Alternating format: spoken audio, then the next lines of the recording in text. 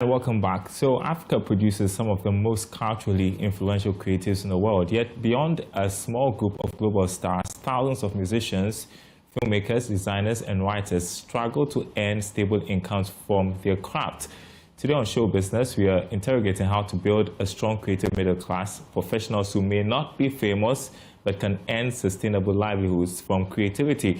Joining me is culture journalist and creative economy analyst Kenneth Auchidako. Great to have you this afternoon. So what exactly is the middle class? Why is it important? So imagine one artist, for instance, or an actor who maybe goes and people may not have known about, and then starts in, for instance, their first movie role, and essentially or automatically they go viral. Everyone is talking about this particular actor everywhere.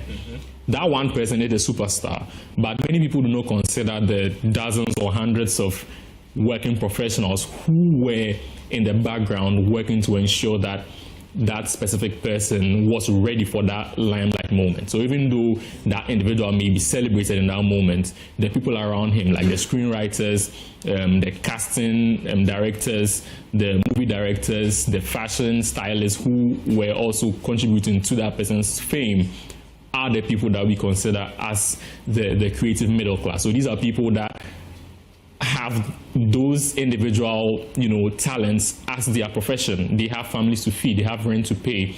They also employ people who also work under them to ensure that people such as this individual also have, that same readiness when the market comes for them and they get viral. So you notice that no, sustainable creative industry can really be sustained without the efforts of these individuals. So it's important that we recognize some of these people and also resource them to ensure that they're able to contribute to making some of these global stars that go viral. Why is this layer so thin across Africa's creative industry?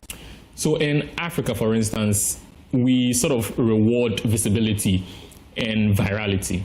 So it makes people not really recognize that some of these people are actually the framework that are behind these successes. And this is what makes it very difficult for people in these industries to get the recognition that they need. Elsewhere in the West, they are taken very seriously because it's understood that without their efforts, nothing that one, the face of that space will do that will be successful. They really need those people in their spaces. So it's unfortunate that they do not get that sort of recognition here.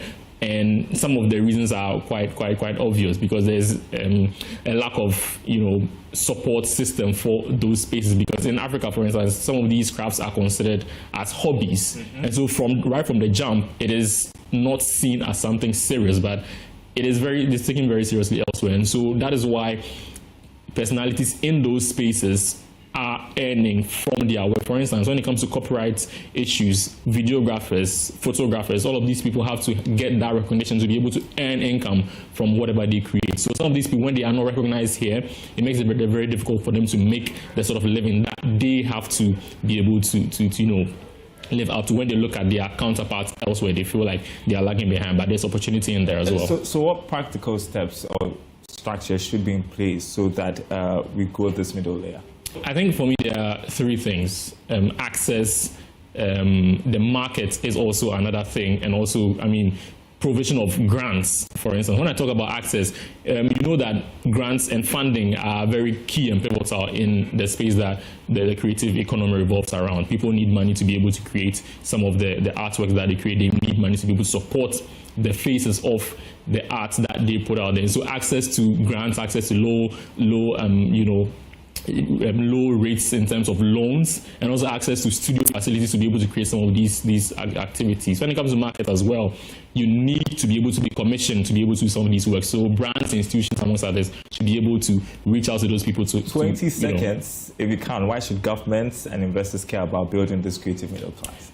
It is important because over the past few weeks, we have noticed how much of an importance the culture and the art space is important to the economy and the GDP. We talked about, last year we had conversations around this area as well. So I think government should really go in there, resource some of the professionals, and also commission them to be able to do some of their work, and also give them the necessary protection that they need in terms of copyrights, creating of infrastructure, and also providing them with spaces to make their work visible. Thank you so much, Kenneth Auchidako there. Appreciate your time. wanted to ask you about Val's Day, but I won't. Money is on our website, myjohnline.com/business. Thanks for watching. Enjoy your weekend.